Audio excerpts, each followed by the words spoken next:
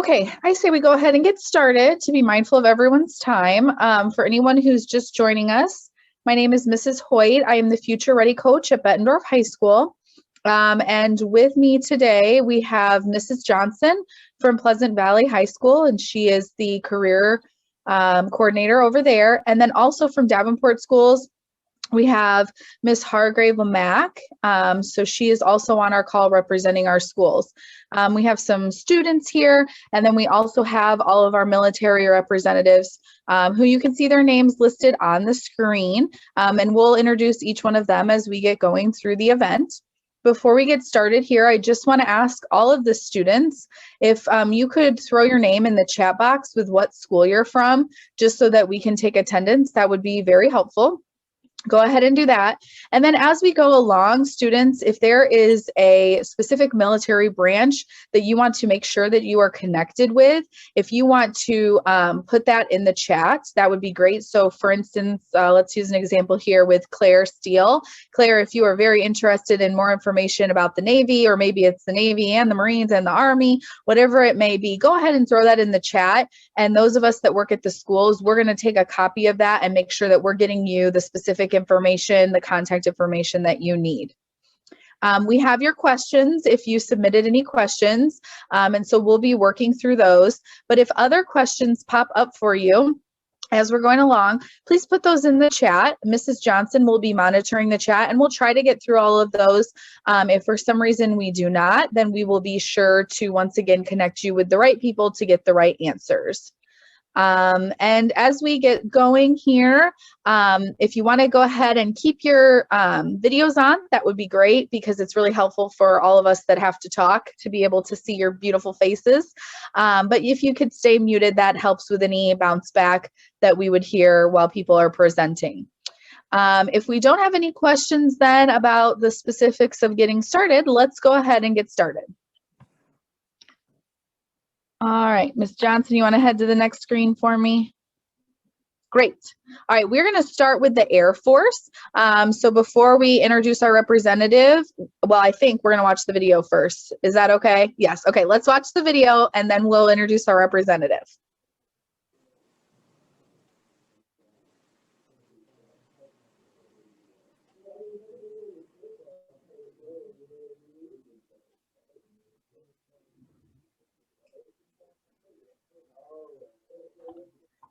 And you know what, Mrs. Johnson, if there's supposed to be sound, I'm not hearing any sound on my end. I don't know if anyone's hearing it.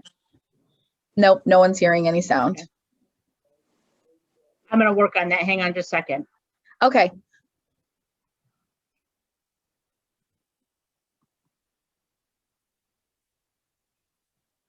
Because I can hear it. So when you first shared your screen, Mrs. Johnson, there should have been an option that says, do you want to also share your sound? And you would have had to click that as well. I didn't see that. It just, oh, share sound. Got it.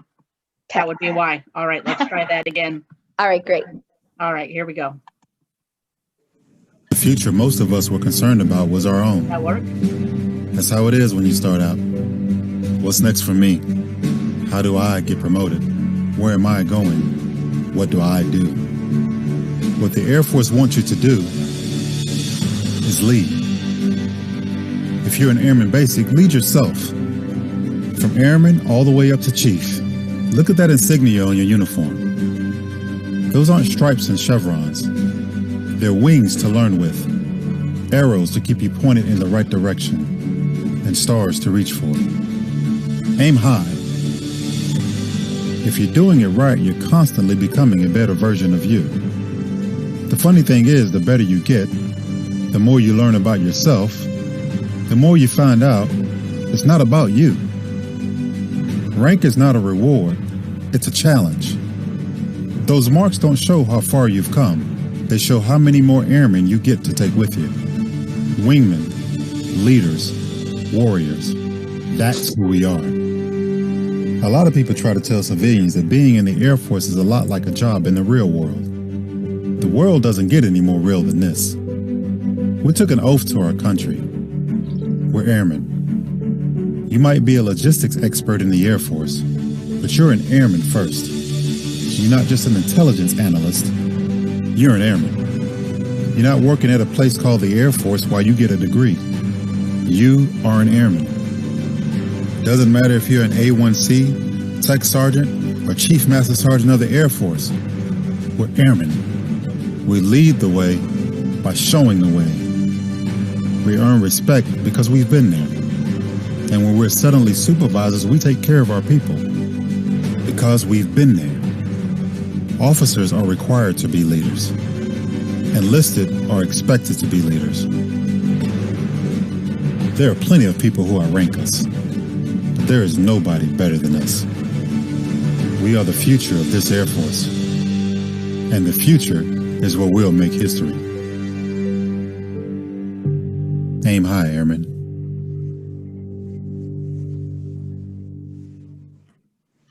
Okay, great. So now I would like to introduce Sergeant Jeffrey Hart, and I will let him explain a little bit more about the Air Force. Hey, thanks, Haley. And Mary, thank you again for setting this up. I know we've talked a few times on the phone. I really appreciate the opportunity to come out here and do this, even if it is virtual instead of in person. We all love the virtual stuff. So again, as she said, I'm Tech Sergeant Jeff Hart. I'm a Davenport recruiter for the Air Force active duty side. So we, as you know, there's going to be a reserve or a guard recruiter coming up here soon, but we're strictly talking active duty Air Force on this side. And this is mainly about you and less about me. So I'll give you a small snippet of who I am, where I've come from, and then we'll go into your questions. So again, I've been in for 14 years. It'll be 15 in August. I've loved every bit of what I've done. I've been to now 5 different states, and I've served in Iraq. I was in Vietnam doing a pretty cool mission. I'd love to talk to you about it one-on-one if you have the opportunity. This is by far the best career choice that I could have made. Whenever I graduated high school, I was delivering pizzas at Papa John's, and I knew that that wasn't going to get me anywhere. Kind of like most of the people here that, you know, either work at Hy-Vee or one of the fast food restaurants here in town. So I knew without a shadow of a doubt, coming into the Air Force, this is what I wanted. And now 14 and a half years later, I'm looking into my future and what I'm going to do after I get out. So I don't want to talk too much about me, because this is about you, the students, and the parents that are watching. So let's get into what we're really here for. I didn't present any slides just because I'm more of a talker and less of a visual person. So hopefully this helps. If not, my information is either on the screen. Eventually, it's right here behind me. There's many ways of getting my information. So let's go from there. So how do you start your enlistment process? Number one, it starts with me. You get a hold of me, give me a phone call, 319-360-8770. Come on down to the office. You can find me on Facebook. We're online on Google. That's how the enlistment starts. Come down and talk to me, and we start your process to see if the Air Force is what you want. And then we answer any kind of questions. And by all means, I encourage tons of questions. Bring them all out. And then so we go into what the requirements are and what restricts you from joining. So during the process, we're going to go over your medical background investigation. Make sure there's nothing that's going to stop you, like medically, from harming yourself by joining. We're going to talk about some illegal drugs that you may have used, and also some law violations that may stop you or slow down the process. Throughout all of those, we do have waivers that we can put in place that doesn't necessarily restrict you from joining. It just may slow down the process. But again, everybody's specific details will be different. So I'd hate to go over specific ones today and your question not even get answered. So if you have questions about what might restrict you personally, give me a call and we'll figure that out for you. One of the questions was about taking the ASVAB and what the score is needed. So part of that enlistment process, you would go to MEPS, which is where all the branches of service go. It's the military entrance processing station. We all go down to take the ASVAB and then do a physical, which is like an enhanced sports physical if you've ever had one. And part of that ASVAB, you would need to score a minimum of a 31 to qualify to join the Air Force. And then all of your job qualifications are based off of the breakout of how that scoring is done. So that's it. So the ASVAB 31, you take it at MEPS or at your high school. So get a hold of one of your counselors. I know they've been really good at helping get that set up for all of our students that want to take it. Let's see here. So after you take the physical and your ASVAB, we would then talk about your job. So one of the questions was, what job do I get? At that point, we would look at what qualifications you have based off our 150 or more choices that we have. And like I tell people, find a job out in the civilian world, and I will show you something that equates to that in the Air Force. Whether or not it's mechanical, electrical, admin, medical, fire department, police officer, you name it, we've probably got something that matches that criteria. So with that being said, so you'll list out your 6 to 10 choices, maybe 15 or 20, however many you want, that you would be willing to do in the Air Force. And how your job gets picked is through that list. You're saying, I'm willing to do one of these jobs, and we match you to one of those. It could be your number 1 pick. It could be your number 6 or 7 pick, but it would guaranteed be one that you have chosen. So with that being, and then after that, so you would get matched for your job. We would tell you what day you're going to go to basic military training, also called BMT. And there you would start serving your 4 or 6 year contract. After basic training, you would go to technical school where you learn your career, start doing hands-on, and it's kind of like a vocational school after high school. So from there, the question is, how do I get college credits, or can I? The moment you enter basic training, tech school, and then some of the training that you take while you're serving, you are earning credits, number 1, for an associate's degree of your choice, but also for the Community College of the Air Force, the CCAF. And one of the things that sets the Air Force apart specifically is that CCAF, because none of the other branches have an accredited associate's degree within their branch of the service. So you're going to earn credits in basic training and in tech school just by attending. And that's going to go towards that CCAF. But also, while you're in, you're going to earn $4,500 per year to do your tuition assistance to earn either a bachelor's or work towards your master's degree while also completing your associates. And then some of the questions were, well, what sets us apart from other services, from other branches? And this is where I think every branch has their own unique things, the things that set them apart to make it great. But for us, the number 1 thing is quality of life. And you hear this time and time again, oh, I wish I had done this. I wish I had done that. And a lot of that is the Air Force. One of our biggest things is we have more family time, more days off, because we, like every holiday typically is a 4-day weekend. There's less time that we're out work after hours, especially in my career. So a lot of these examples are my career specifically. The living arrangements are phenomenal. And then after you get out of your technical school, you don't have a roommate. So you might be living in the dorms for 2 or 3 years, but you're not going to have a roommate. You're going to be living by yourself in a room, and you're not going to have to worry about that kind of living arrangement. And part of that quality of life, one of the questions was, how often do I get to see my family or my girlfriend? I've gone home every single day. I usually work 7:30 to 4:30, and I'm home by, depending on travel, 4:30 or 5 o'clock. And I see my family every day. There's not been a day besides being deployed that I haven't seen my family. And then some of the other questions that came out were medical benefits and life insurance. So life insurance, you're going to get $400,000. That's guaranteed right off the bat. And you may not even be thinking, oh, how much is $400,000 in life insurance? I don't care about that. It's just a guarantee that will keep you, you'll just have it, peace of mind in the back, you'll be fine. But your medical bills are covered, your visits are covered. Once you have a family, childbirths are covered, all that, you're going to go to the doctor for free and not have any issues. Your eyesight, as you can tell, I wear glasses. If I take these off, I can't even see the screen that's like 2 feet in front of me. So your eyesight does not have to be perfect, but it can't be, horrible, but it just takes a medical provider to tell us whether or not you're good or not. Some of the things about becoming an officer, there's many different ways, and I say many, there's 3. There's OTS, which is Officer Training School, which is right out of high school with a degree, or right out of college. There's the Air Force Academy, and then there's also Air Force ROTC, which is in college. I'd love to talk about each one of those specifically, but we don't really have that much time today. So if you're concerned about being an officer in the Air Force, give me a call and we'll make sure you get all that question answered, or questions answered. Yeah, those things. Haley, I don't know where I'm at on time, so if you could, jump in there and let me know. I just want to make sure I don't go over.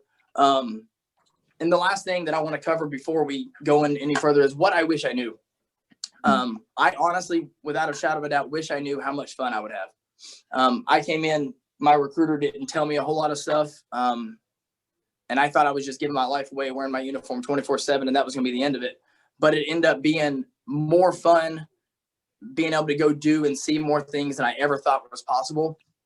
And it, without a doubt, if I go back 14 years ago, I would do it again, and I would follow the exact same career path. So that's what I got for you today. I'm sure they have my information up there on the screen. If not, again, I'm right here. If you have any questions, feel free to give me a call. Come by the office, find out a way to get a hold of me, and we'll get you set up in the Air Force. Great. Thank you so much for that. And I just want to remind a couple of things, because I've seen a couple more students jump on. So just keep in mind, it's okay.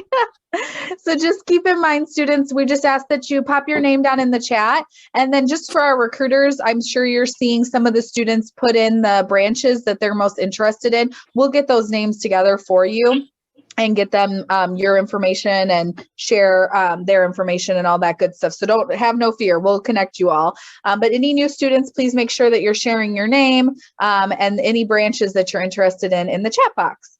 All right, we will head to our next one. So the Iowa Air Guard. And from the Iowa Air Guard, we have Staff Sergeant Parsons. I believe I saw his name on here. Yep, okay, go ahead. Oh, are we going to show the video first? Let's show your video first. Go ahead, Ms. Johnson.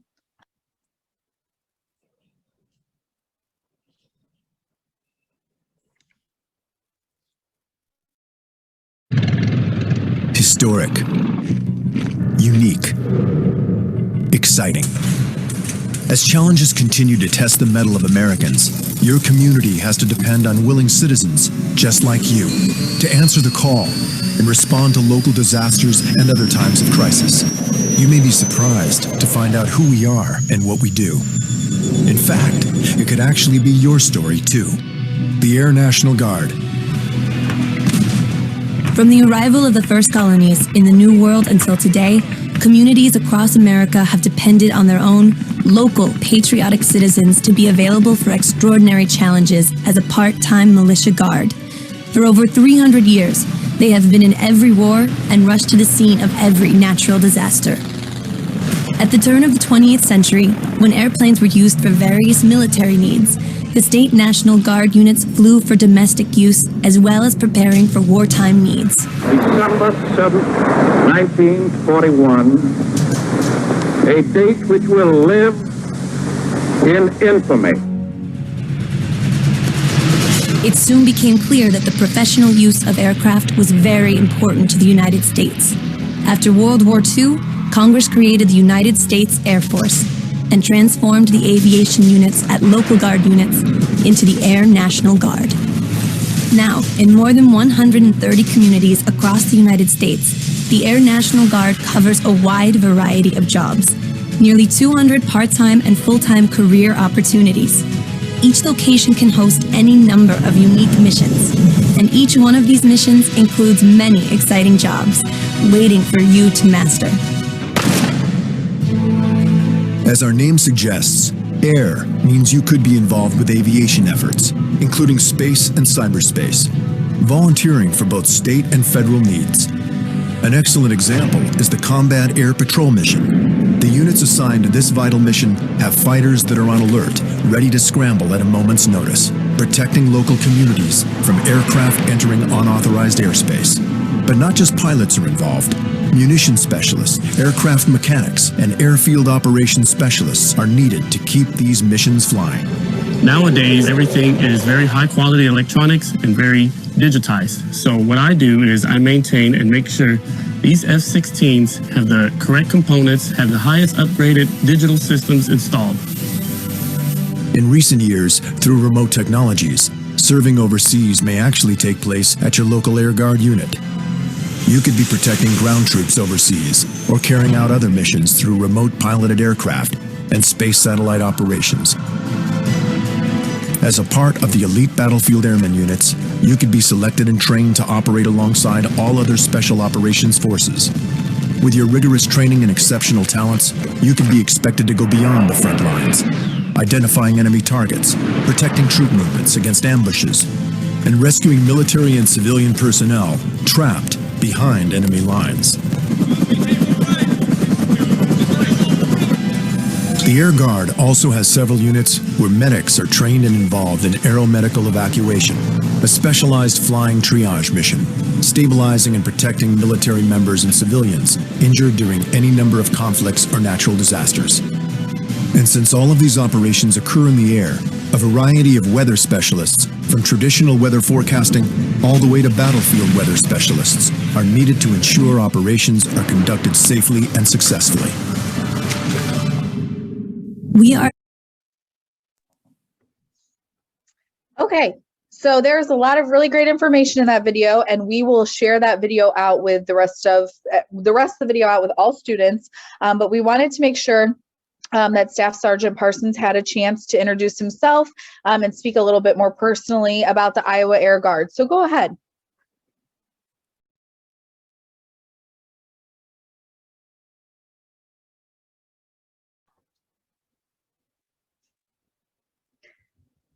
I'd wonder if his volume isn't working.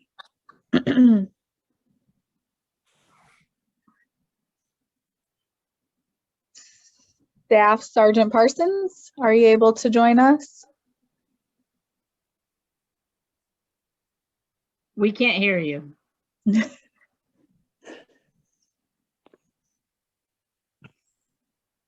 Okay. Well, let's go on to our next one, and then we can always come back around. If you want to just throw in the, oh, his audio isn't working. Okay, that's totally okay. Let's go on to our next one, and just let us know in the chat box if it starts working, and we can come back to you, but we'll make sure we share out all your info. So let's head on to our next video. All right, up next we have the Army. Oh, and we do not have a video for the Army, correct, Mrs. Johnson? No Okay. video. No video, totally okay. All right, so Staff Sergeant Sparrow, would you like to introduce yourself? Yes, I am Staff Sergeant Sparrow. Can everybody hear me? First of all, make sure I can be heard. So I've been in the Army for just about 11 years now. Traveled to about 4 to 5 different locations where I've lived. I am active duty. Today, I'm going to talk mostly about the Army Reserve and the education benefits they have to offer. I am going to hit a few of these questions that were sent out to us as well. I think every branch is going to have a lot of the questions are fairly similar. For example, the first one, how do I begin the enlistment process? It's going to start by contacting any of the recruiters that are here in the presentation today, or any of the local offices for all of the branches. Requirements to get into the branch of military, same thing. There's going to be specific medical qualifications and everything else that you would need to be screened through. There are, some restrictions depending on law violations and things like that.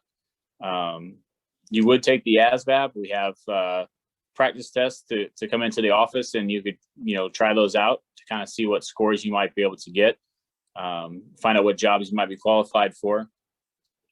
Do I get to pick the job I want? So this is the big one the Army's got to offer that I think really sets the Army apart from the other branches, is the fact that you will choose the job that you want to enlist for before you go to MEPS and sign any contracts or anything like that. And that to me is a huge one. The military is a big decision. So that to me, you think you'd want to have a little bit of control over what job you're choosing. We have contracts from anywhere from 3 years to 6 years, depending on the job. Financial help, my branch can provide for education. So on the screen here, the average 4-year degree, and this is at the University of Iowa, pulled from collegeboard.org, is $99,280 something. So roughly $100,000 for a 4-year degree. The Select Reserve Montgomery GI Bill is paid out at $397 a month for 36 academic months. And that's because it only counts the time that you're actually a full-time student. If you take summer breaks and stuff like that, you would not receive it for that time period. But that comes up to a total of $14,292, which is then going to lower the cost of your $100,000 to $85,000, right? And then you're also going to be able to get the tuition assistance. So that's $4,000 a year times your 4 years that you're in college is going to be a $16,000 deduction off the total bill for your degree, taking it down to just under $70,000. Now, those benefits there are available for anyone who joins the Army Reserve. So it doesn't matter what your ASVAB scores are, the minimum score. You do have to get a 31 to be able to join the Army. But, you know, depending on different incentive packages and stuff like that is where the ones below that line there come into play. You can get your Select Reserve Montgomery GI Bill kicker. That is $100, $200, or $350, depending on the job and the job vacancies at the unit. So not to give an unrealistic number, I just wanted the lowest possible options on these. So you figure $100 a month for your 36 academic months. And then obviously you got student loan repayment with the Army Reserve as well. The great thing about the Army Reserve is it will pay for future student loans. So even if you don't have them currently, you take out student loans, you know, next year after you join, the Reserve can still actually pay for those loans for you. Anywhere from $10,000 up to $50,000, again, depending on job vacancies and needs. Also, Reserve enlistment bonuses, they're anywhere from $7,000 to $20,000. A lot of them currently are offering a $7,000 enlistment bonus plus a season bonus on top of that. So basically all of this combined is bringing your $100,000 four-year degree at University of Iowa down to $49,000, which is huge. With that $49,000 that's remaining, that's not including any federal aid, FAFSA, your Pell Grants, or anything else like that that can apply to that $49,000. So, I mean, you could get down to zero out-of-pocket expense for a $100,000 degree. So on top of all this, your military training, starting with your basic training, the most recent graduate from basic training that I have was able to get 6 college credits just from attending basic training. And he's taken some online classes at Southeastern Community College in Burlington. So like I said, just for basic training, you got 6 college credits. All of your training is put onto what's called a joint service transcript. With those, you can transfer those to the colleges you wish to attend, and then the college will transfer that transcript into a college transcript for you. So that's kind of that on the slide there. Some more of these questions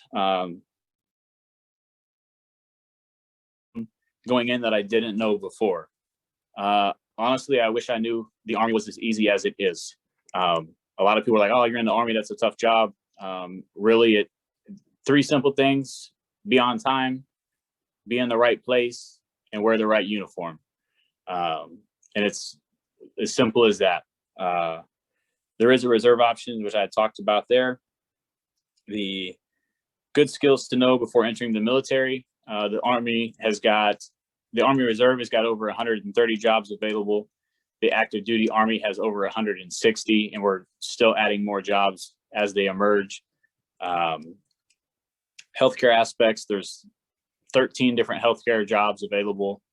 Eyesight, again, you have to have correctable eyesight, as the other branches have mentioned. You can become an officer. There's 3 ways. You got your ROTC, your OCS, and your Army Academy. So you got your 3 options there. There's a lot that goes into each of those. If you have any questions specifically about those, I'd be more than happy to help you out with those. My contact information, the easy way to contact me is through my cell phone, either text message or phone call. And that number is going to be 563-200-2187. And that's what I have to present today. Thank you so much. That's great. All right, we're going to head on to our next one. Do we have a video for our next one, Mrs. Johnson? We're going to go back to the Air Guard. Oh, yes. Yes, we'll go back now to the Air Guard. I think our audio should be working. Why don't you go ahead and give it a try, Staff Sergeant Parsons? He's actually a tech sergeant.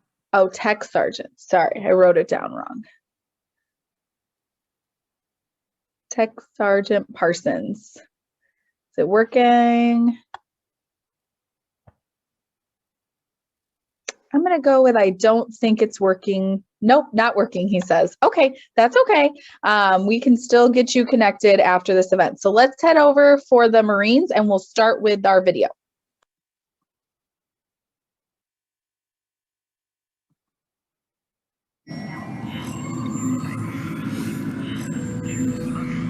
Searching for meaning in a relentless world. Always connected, but somehow alone.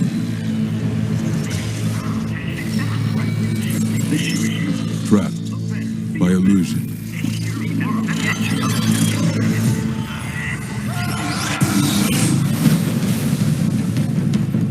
We offer another path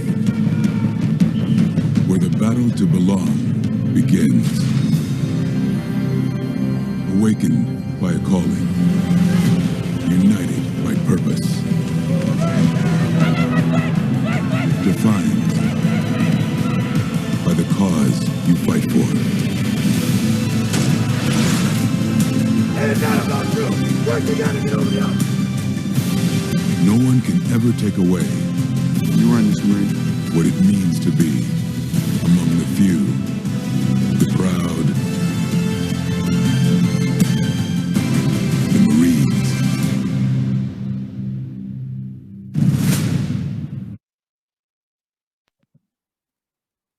Great. These videos are just so exciting. All right. So next I'm going to introduce Staff Sergeant McCormick. Yes. Okay, great. Yours is working. Go ahead. Relentless world. Ah, oh, hold on a second. Always connected. Mary. But somehow alone. Okay, now you can go ahead. All right, can everybody hear me? All right, like I said, Staff Sergeant McCormick with the Marines. I've been in for just over 17 years. I joined to get out of Missouri, get away from the cold, and did everything I wanted to do, travel. I've been to, over 25 countries, been all over the United States stationed, and now I'm here in Iowa to find the next generation to replace me. So just run through these questions. A lot of the questions, like they said already, are pretty much the same for a lot of the military branches, but just come in and talk to us. Don't think that if you come in and talk to us, you have to join. Even if you're just exploring your options, you want to come find out all the details so you can make a good decision. So come on down and see us, and we'll get you hooked up. For the Marine Corps, we do have an active duty and a reserve. So for us, I enlist active duty and reserves. The difference is one's full-time, one's part-time. So if you get the part-time is only 2 days a month and 2 weeks in the summertime. Our typical contracts are either 4 or 5 years, depending on what kind of job you pick. Normal jobs are about 4 years. If you pick a job with extensive training, it's going to be about a 5-year contract to compensate the time you're going to spend in school. And as far as the jobs go, you do get to pick the job you want. To an extent, you have to qualify for it on the ASVAB. And then you'll pick what, kind of like what the Air Force is saying, you give us your top choices.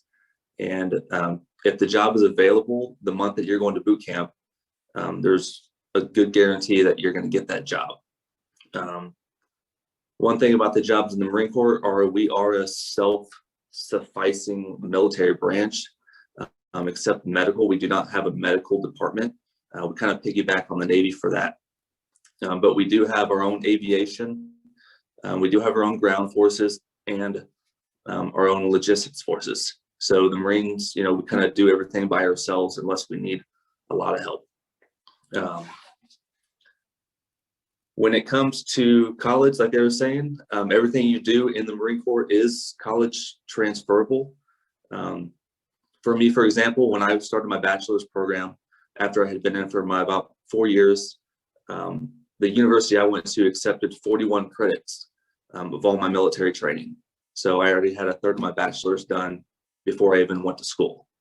So the financial assistance is the same across the board, I think, for most branches, as far as getting tuition assistance, the GI Bill covering $80,000 for college, and then the tuition assistance is $4,500 per year to use while you're active. As far as being prepared for the Marine Corps, a lot of people think that the Marine Corps is extremely difficult. While it is very difficult, it's not as difficult as most people think. Boot camp is tough, but the bare minimum requirements for the Marines are, for males, it's 3 pull-ups, 44 crunches, and run 1.5 miles in under 13.5 minutes. For females, it's one pull-up bare minimum, 44 crunches, and 1.5 mile run in 15 minutes. So while boot camp is strenuous and rigorous, if you're already at that level during boot camp, they'll be able to, train you to where they want you to be. So don't think that the Marines is too hard to do, because it's not. You just have to have the mindset to do it. I guess one thing I wish I knew about the Marines were how many jobs there were. I went in and I just wanted to be a diesel mechanic. So the recruiter was like, all right, you're a diesel mechanic. I wish I knew about all the aviation jobs and all the other jobs that there were, because it's not just an infantry. I thought a lot of the jobs in the Marine Corps were pretty much just infantry, because that's all you see on the videos. But if you want to do cybersecurity or aero, aviation or anything like that, you can. As long as you don't come in and say you want to be a doctor, we can find a job for you in the Marines. And then I'll talk about the one question that was directly referred to the Marines is, how many people are allowed in the Marine Corps every year, or is there a limit?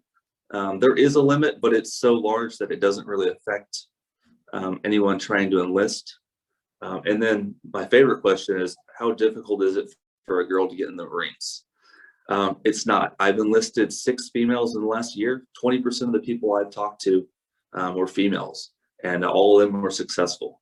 So if you can do what I listed as the prerequisites, you can make it, because everything in the Marine Corps is kind of a tier system. So they're not just going to throw you in there and expect you to, be from 0 to hero the first day. It's gradual. So they build you up because there's a no-fail mentality in the Marine Corps. So as long as you don't quit, you're pretty much guaranteed to become a Marine at the end of basic training. But other than that, like I said, my name is Staff Sergeant McCormick. Easiest way to get a hold of me is through my cell phone, call or text, 515-491-0784. And look forward to hearing from anybody and talking with you. Oh, thank you. That's great information. Do we have a video for the Navy next? Great. We will watch our Navy video now.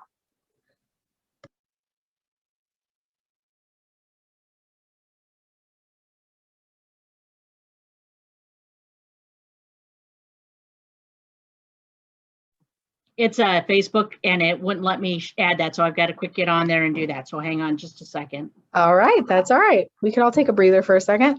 There you go.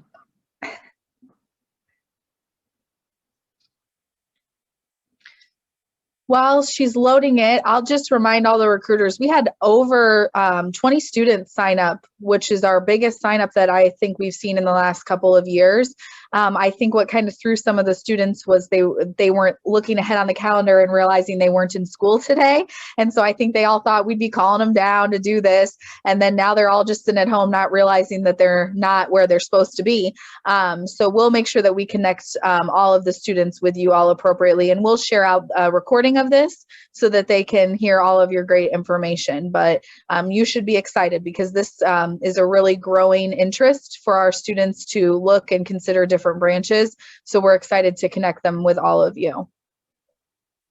And oh, go ahead. Facebook, it's loading up. I think that we're ready to go.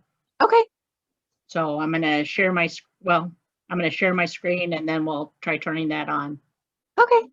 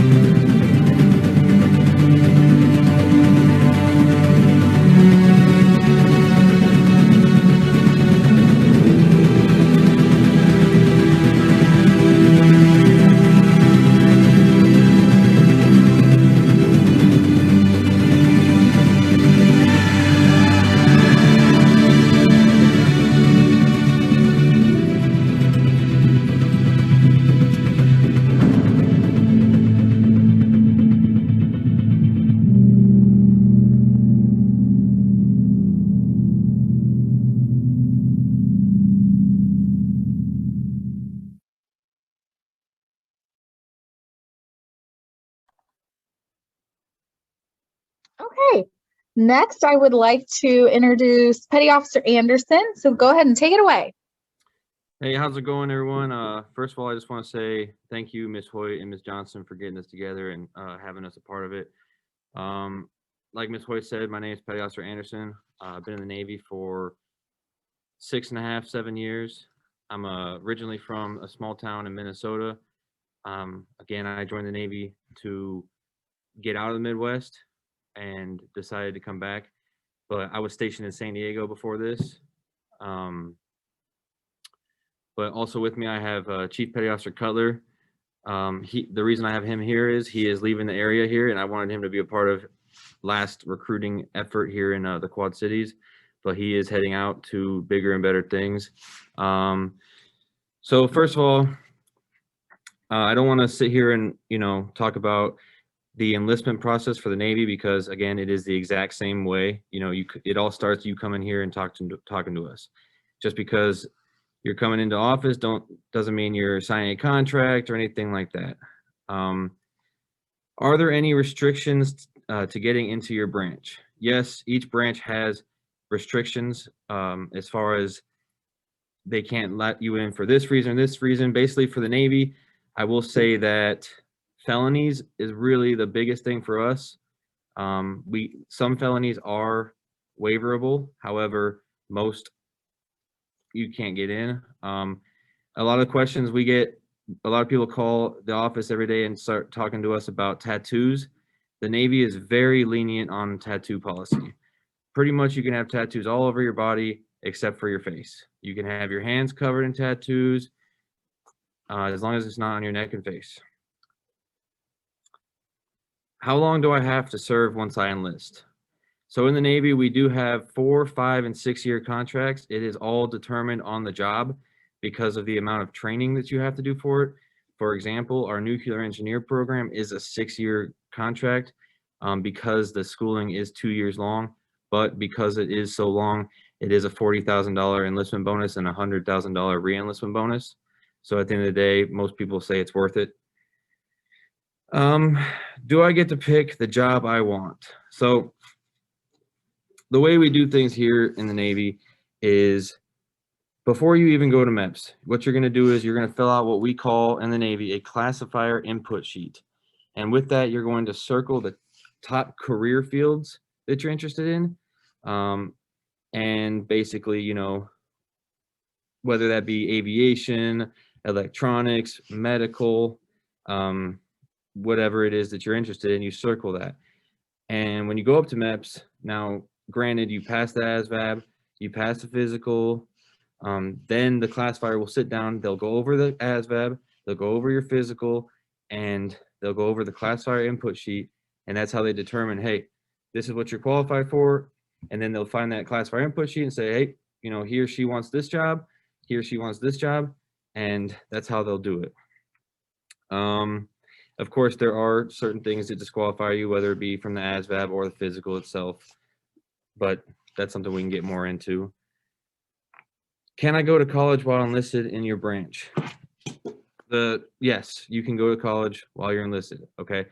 Actually, starting this past January 1st, the Navy did finally open up its community college, only for 2 degree paths, and that's engineering and IT, but they've been talking about it for years and years, and finally, as of January 1st, we do have one. Also, same with every other branch, we have the tuition assistance, which is, well, about $4,500 per year. However, it does cover 16 credit hours, so whatever the math is on that. Obviously, we have, CLEP tests as well, and you earn college credit basically doing everything you can. Going to boot camp gets college credits. Even for me, going to a recruiter school got me 6 college credits, and it's all on your joint service transcript, which every single person in the military has. And basically that helps you transfer those credits to the college that you want to go to.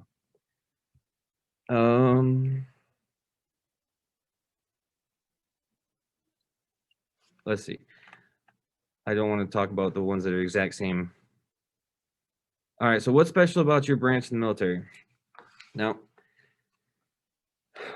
I think that really that's just personal preference. When I joined the military, I well, I'm fourth generation Navy on both sides, but I actually went to college first, and I realized college was not for me.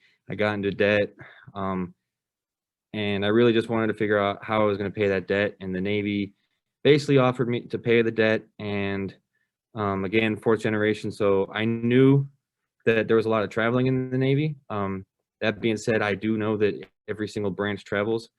I just kind of like the way that, you know, my dad and my grandpa always said, hey, this is where I went. So in the Navy, you know, I've been to all kinds of places like Thailand and Bali and South Korea and Dubai, Sri Lanka, Hawaii, you know, stationed in San Diego. So although every branch does travel, I kind of like the way the Navy traveled. So ultimately, that's personally why I chose the Navy. But again, it is personal preference. It's all what you like about it. Do you have healthcare aspects in your branch? So yes, we have hospital corpsman, which is our medic. It's just a fancy name for medic. Whether that be a normal medic, you know, we also have Fleet Marine Force, which is exactly what it sounds like. They go out with the Marines. We are the medics for the Marine Corps, and dental assistants. So those are our 3 medical units. It is actually one of our most sought after jobs, obviously that and military police, but we do have that. How often do you see your family / girlfriend / significant other? Well, as of right now, I see my wife every single day. I go home every single day. When I was on a ship out in San Diego, I came home every single day unless we were on deployment. The ship, everyone always thinks in the Navy, you're stuck on a ship for 5 years and you're out to sea and you don't get to go home or whatever. I mean, I don't know where everyone got that from, but that's actually false. Every single day I go to work and I come home. Unless we go on deployment, obviously there is no coming home because you're on deployment.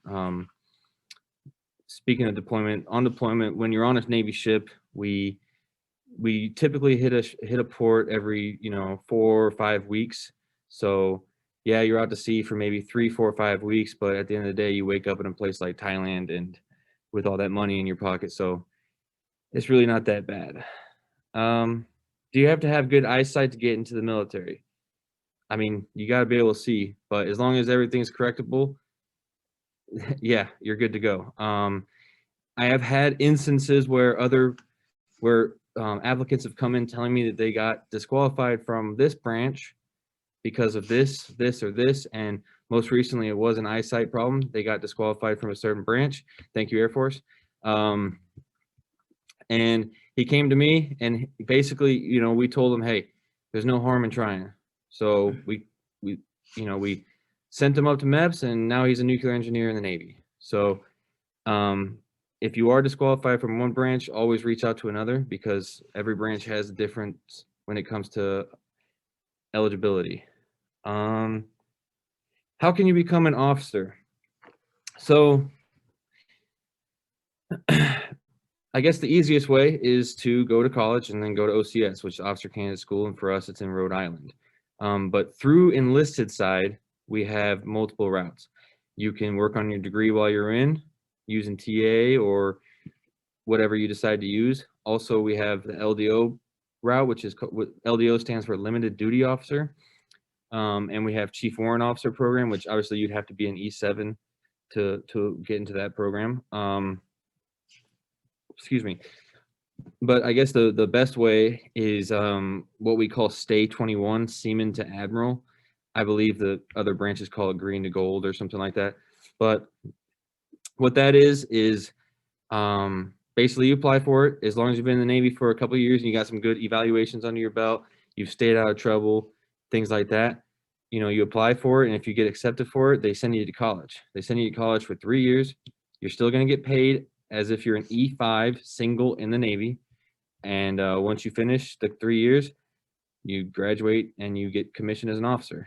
And then after that, your only obligation is to do at least 3 years because you spent 3 years in college.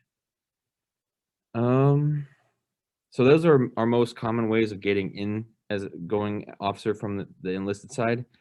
And then the last question that I highlighted was, is there a reserves option with your branch? Yes, and here in this office in Davenport, we are reserve and active duty recruiters. Now, the reserve side is the same exact process as you would, trying out for an enlisted route. The only difference is once you finish your boot camp and your A school, you come home.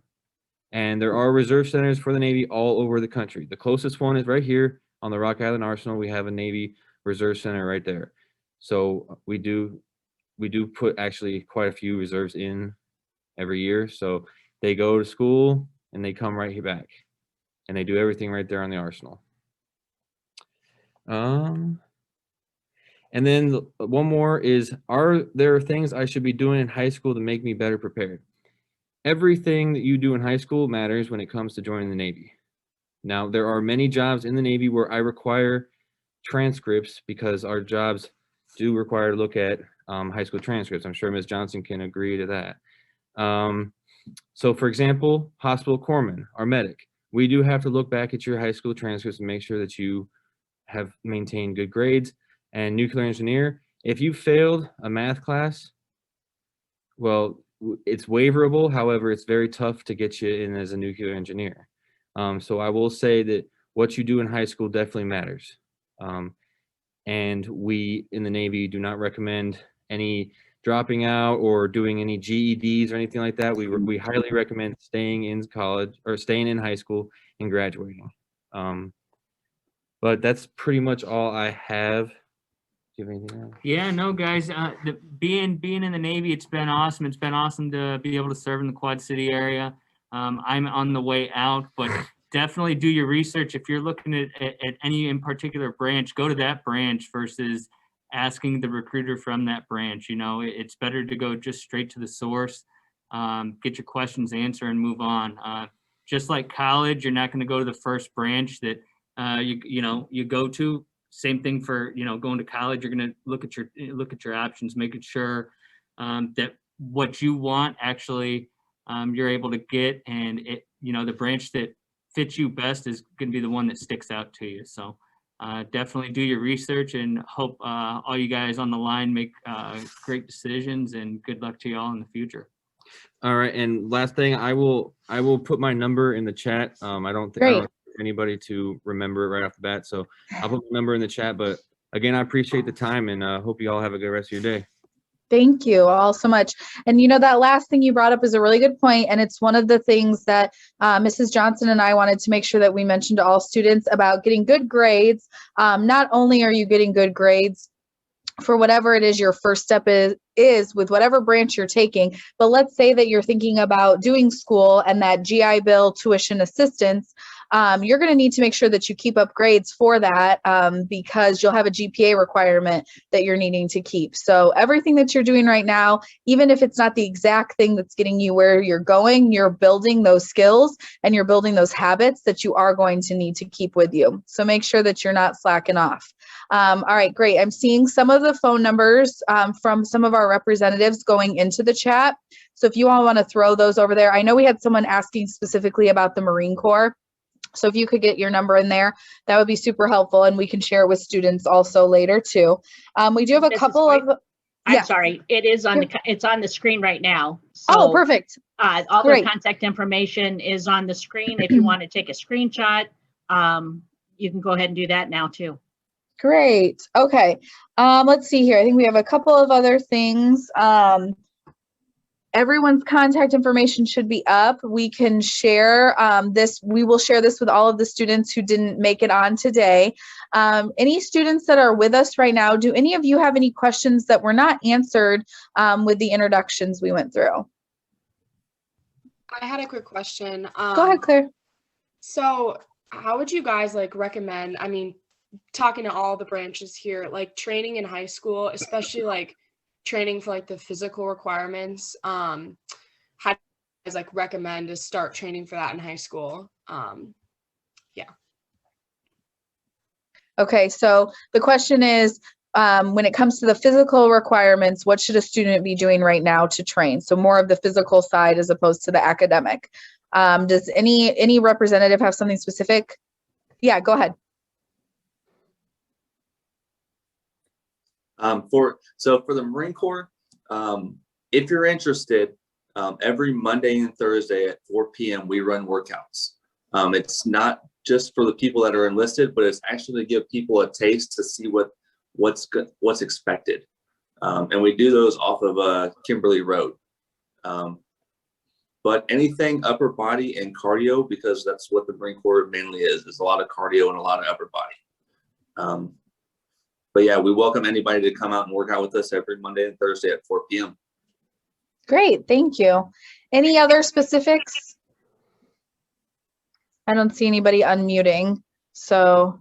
And Mrs. Hoyt, there was a question about ROTC and how to get in that. We are actually having a session on Thursday evening from 6:30 to 7:30, and that one will be about the academies and the ROTC. Normally our evening is a 2-hour event and we have everybody together, but because we're doing this virtually, we wanted to cut it in half so that you didn't have to spend so much time online. And that one again, 6:30 to 7:30 on Thursday. If you haven't signed up or haven't received the link to sign up, then please let your counselor know. If you're from DeWitt, I know some of you are here from Nat. You are more than welcome to send me an email and I'll put that in the chat. Okay, any other questions from our students? All right. Not seeing any, I'm going to go ahead and remind you all the contact information is up on the screen, or we can help you all connect, be it with a representative or with our recruiters to our students. We are also thankful that you took the time today to connect with us, and we look forward to working with all of you here in the near future to get you all set on your future journey. And I believe that's it. Mrs. Johnson, anything else? We do want to mention the ASVAB, Mrs. Hoyt. Oh yes, ASVAB, thank you. So the ASVAB is going to be late March is what we're thinking. It is open to all of the area students. We do it at Pleasant Valley, but if it's something that you're interested in, again, you can email Mrs. Johnson, or if you're a Bettendorf student, go ahead and get in contact with me, and we will get you all the information once we decide on a date for our ASVAB in the end of March. Perfect. Great. All right, I think that's it. You all have a nice day and stay warm out there, okay? Thanks, everybody. Thank you all. Thanks.